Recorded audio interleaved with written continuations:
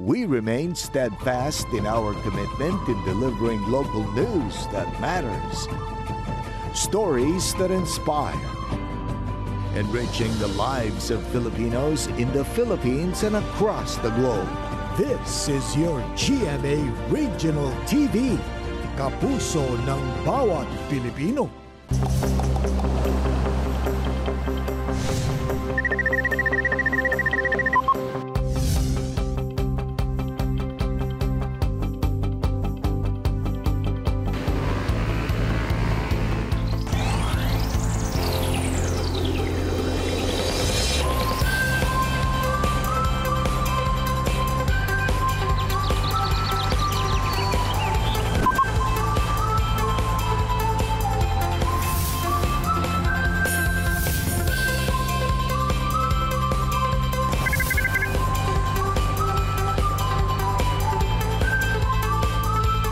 Kini ang At Home with GMA Regional TV.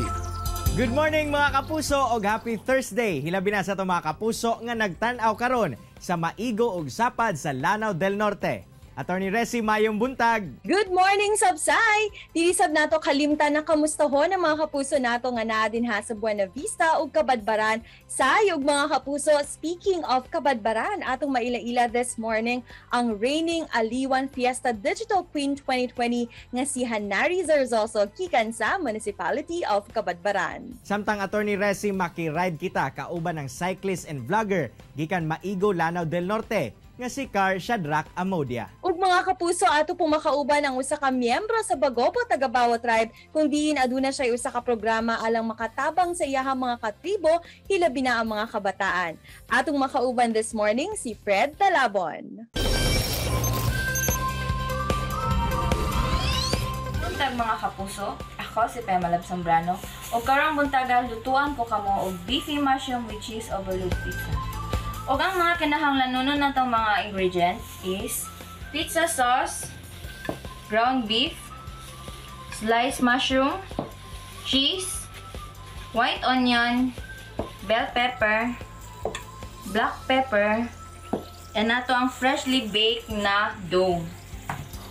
So magsugod na ta. Atong unahon is atong iuna og preheat ang ato ang oven. Sunod, mag-toppings na ta sa ato ang pizza.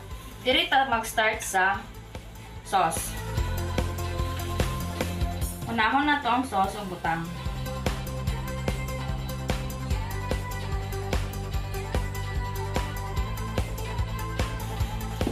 Ang sunod, ground beef. Ato lang ni siya i-spread.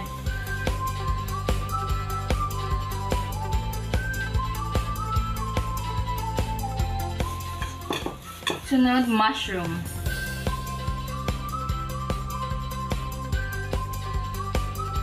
Next, bell pepper.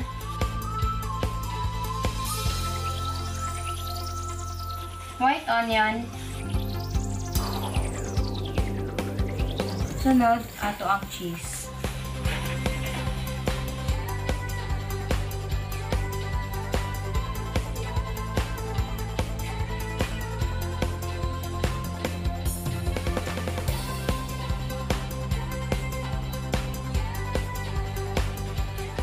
And last, black pepper. So ready na ato ang pizza, ibutang sa atong oven.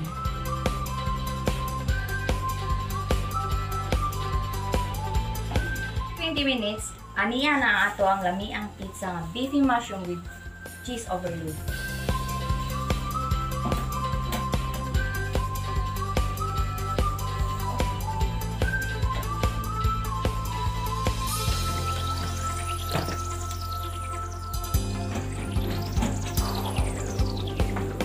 Beefy mushroom with cheese overload. Happy eating mga kapuso!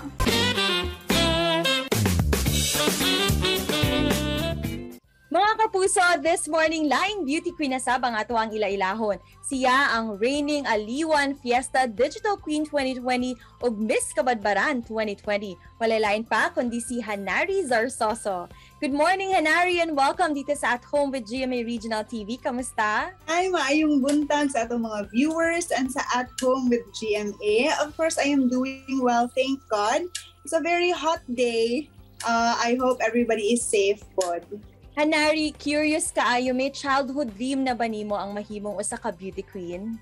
Na, Attorney Resi, sa una ra gyud sukad pagkabata, as in, grabe gid kay ko kaadik og pageants, kanang magtanaw ko sa TV, as in, I feel so inspired whenever I watch beauty pageants. I feel so empowered, so I brought it with me, and it's become a dream na gyud. Hanari, your recent title is Aliwan Fiesta Digital Queen 2020, pero bago ka na, nakoronahan ka isip Miss Kabadbaran 2020. Pwede ba nimo ma-share sa amuha kung kumusta ang imuhang journey sa maong pageant? So, Attorney Resi, I was blessed enough to experience the pageant on stage because Miss Kabadbaran 2020, I was crowned before the pandemic. So, after the lockdown, before the lockdown, kay March mo ng lockdown, so I was crowned in February. So I had a lot in mind. I had a lot of activities placed which required face-to-face interaction. But then the pandemic hit, so I had to adapt into a new world, into the online platform. So what I did was I looked for pageants online that would give me the opportunity to represent Kabadbaran City to the entire Philippines. So I was blessed enough to have discovered Aliwan Fiesta Digital Queen. Kay the platform is super nice, no? Not only will I get to showcase Kabadbaran City during our Pride of Place segment, but I also get to share the advocacy and the causes that I support. Sa imong tanaw, base pud sa imong experience, unsa ba ang kalahian sa usa ka live pageant o digital pageant? It's so difficult when you join a digital pageant. It's more stressful than actually joining an actual or a live pageant, because in the digital pageant, you put this pressure on yourself that everything needs to be flawless because it can be retaken not once or thrice, but maybe thousands or not thousands, maybe 20s ingon ana. So mabantayan jud nimo ang flaws, and of course kanang whenever you walk on stage, you need to hype yourself up kay wala man kay audience because of the strict protocols nga gi-implement sa Aliwan Fiesta nga ang dapat naaragid sa venue kay ikaw unya ang imuhang cameraman. So imagine hyping yourself up and keeping the momentum, the excitement all on your own. So you are the performer and you are the audience at the same time. So challenging. Please share to us also kung unsa ang imuhang mga advocacy o mga initiatives nga gibuhat sama na lamang sa community pantry nga imong gilusan. Yeah, so I am grateful because of the title of Aliwan Fiesta Digital Queen. Mas nidako gyud ang ako ang reach, no? Ang ako ang influence din hiya sa among area. So I was able to raise funds for community pantries. Whenever na ay mo donate, mo kuan pod mi sa amo ang part by giving food packs, mga relief goods sa people here in Kabadbaran City. And another thing is I also get to focus on my advocacy, which is psoriasis awareness. Actually, this month is Psoriasis Awareness Month. So nahatagan po og chance through this online platform to share my story in a greater scale. So tungod sa online beauty pageants, I get to share my story and inspire a lot of people, not only in Kabadbaran City, but the entire world. Daghan kayo tag mga kabatanunan nga nananaw karon nga na-inspire gayud sa imuhang journey, unsa ang imuhang mensahe alang kanila? So ang ako lang yung message, no, kay dili ta mahadlo. Kay once we start overcoming our fear, everything comes or falls into place. So that first step of conquering your fear and actually doing it, no, go for it. Go sa imong mga ambitions in life, whatever it may be in your studies or whatever, joining a beauty pageant, just go for it. And of course, salig gid sa imong self. Importante that we have faith in ourselves and faith in God, kay diha gid ta mokuha og strength. Daghan kaayong salamat, Hanari, sa pag-uban ka namo dinhi sa At Home with GMA Regional TV. Amping kanunay! Thank you so much, Attorney Resi, for the opportunity. It's such an honor, and I hope you guys take care. And sa atong mga kapuso viewers dira, pag-amping pagpirmi and stay at home para makakontribute sa pag-undang ani ang pandemya. Kini ang At Home with GMA Regional TV.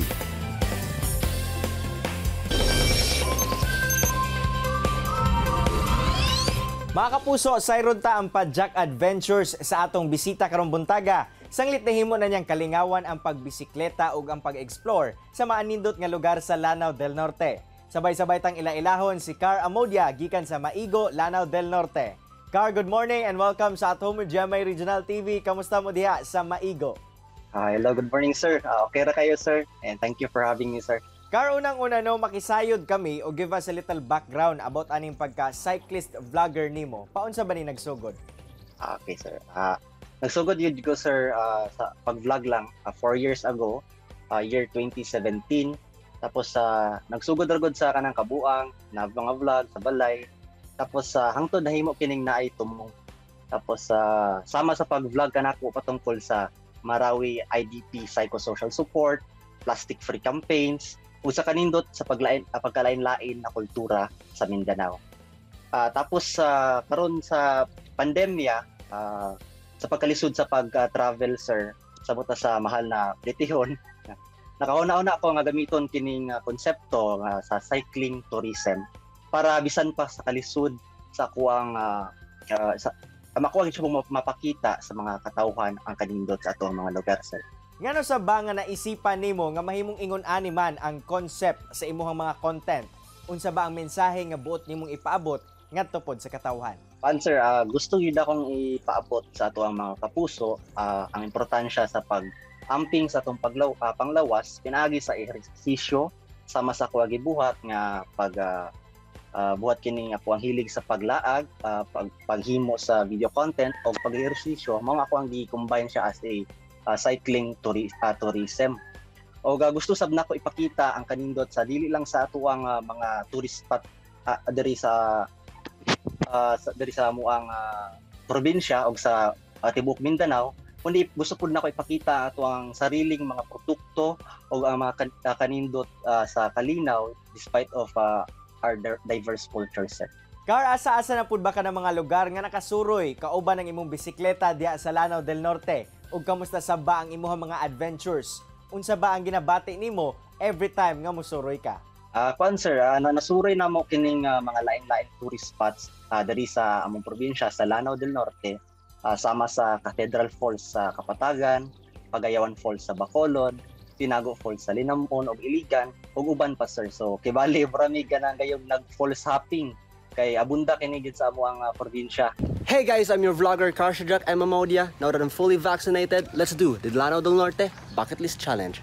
Let's go! Diyon, plano pa namo humanon kining paglibot sa among probinsya sa Lanao del Norte ug sa uban pang mga lugar. Aside po daan na ang ako mga contents is about campaigns, plastic-free campaigns, ug sa mga itong mga kaigsuunan ng mga Badjao communities, akong ginapakita ang ilang mga kinabuhi na itong wala nila ibalaan sir.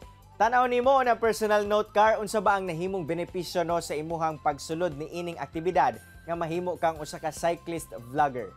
Pinakauna gyud na kanang benepisyo sir kay ang benepisyo sa panglawas kay nakita jud nako na maayo ang akong ginhawa tungod aning ehersisyoha kaning pag cycling. Og sa financial usab kay nakadawat kog mga prize monies pinagi sa mga vlog contest na akong gipang-apilan sama sa La Norte Vlog Contest nga na second place ko bago lang. Og nakadawat ni og ng mga cash prizes og dako kay ning tabang para sa mong pamilya sir. Og aglabaw sa tanan ang kining kalingaw uban sa akong mga barkada o pamilya sa mga pagsuroy og pagtuklas kanindot sa atong mga lugar. Thank you very much, Car, sa imong oras nga gihatag dinhi sa At Home with GMA Regional TV, and we are so glad nga imuhang gi-share ang imong storya dinhi sa atong programa. Amping kanunay sa imong pagpadjak. Thank you sir, thank you. Salamat. Mga kapuso, relax lang mo diha kay mo balik pa ang At Home with GMA Regional TV. Kini ang At Home with GMA Regional TV. Kini ang At Home with GMA Regional TV.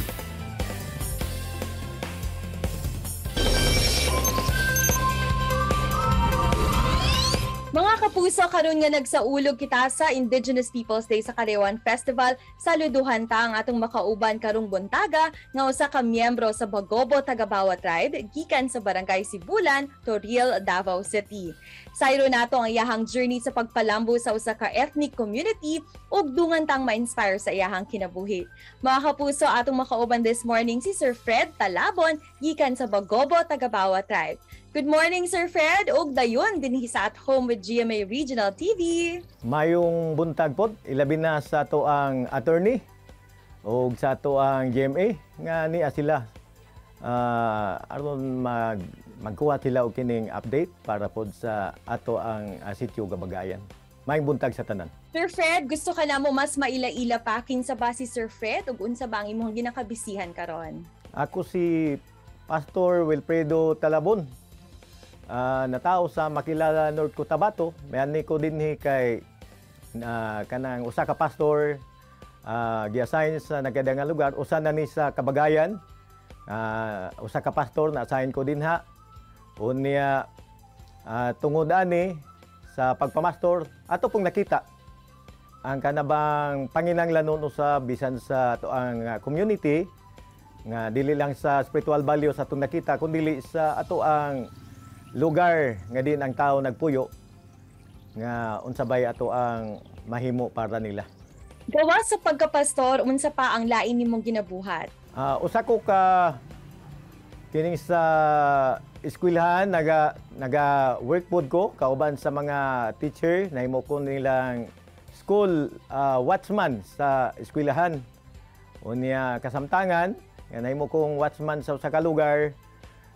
Ako pong hangad nga makatabang pod ko og dugang sa komunidad. Ilabi na sa itong mga kabataan, ilabi na sa edukasyon nga sitwasyon, ilabi na din sa kabagayan nga layo kayo ang eskwelahan.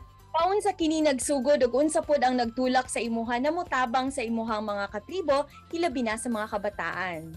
Sa diha nga nahimo kong pastor sa maong lugar sa Kabagayan, Barangay Sibulan, Toril, Davao City. Unya akong nakita sa akong pagpamastor sulod sa 2 ka tuig nga ang mga bata in town nagka-luoy kaayo tungod kay ang mga ginikanan. Makitaan po nato nga wala kayo sila pagpakabana mahitungod sa edukasyon sa ilang mga anak tungod sa kalayo no sa eskwelahan. Unya ang mga bata dili ganahan mo eskwela tungod kay doon na pay sa paangagion, lubak-lubak ang dalan, nya layo pag kayo ang lugar. So mao ni nga ako naghimo na pod og kining inisyatibo through sa to ang local government unit nga matabangan ta nga mapadala gyud dinhi sa Kabagayan ang edukasyon. Sa imong tanaw, Sir Fred, unsa ka importante na makatabang ka within your ethnic community? Usa pod nga kanang dako kayo ko og kining panghuna-huna nga matabangan ang lumad tungod kay usapod ko kalumad. Usapod ko ka Bagobo Tagabawa dinhi sa Barangay Sibulan og nakita nako nga bisan ingon naning kahimtang nato ang ato ang sitwasyon atong kining pandemic nga dili ta magpuyo di adapita kundi ato pod nga ipataas ang ato ang pangandoy, ang ato ang pagkabot sa kanang mapabot dinhi sa Kabagayan ang kalambuan ilabi na sa edukasyon sa mga bata. Tungod kay mao ni ang pinaka-importante tungod kay mao ni sila ang musunod sa ato ang henerasyon nga sila na pod ang modumala kanato ugma kung wala na ta dinhi sa kalibutan. Daghan kaayong salamat, Sir Fred. Saludo minimo. Amping pirmi.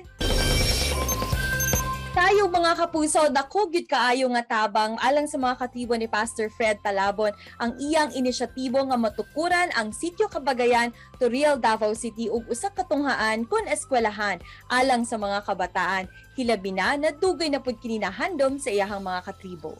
Makaingon gyud ta Attorney Resi nga bisan pa man bata pa mature na gayud og pangisip ang cyclist vlogger nga si Car Amodia nga tataw gayud sa content sa iyang vlogs, labi na kalabot sa benepisyo sa panglawas sa pagbisikleta. Ug mga kapuso, tungod sa pag-appeal ni Hanari sa Aliwan Fiesta Digital Queen 2020, mas daghan pa siyang natabangan. Ug nahimo pud kining opportunity alang kaniya nga maka-raise og awareness mahitungod sa psoriasis nga maupod ang iyahang sariling advocacy.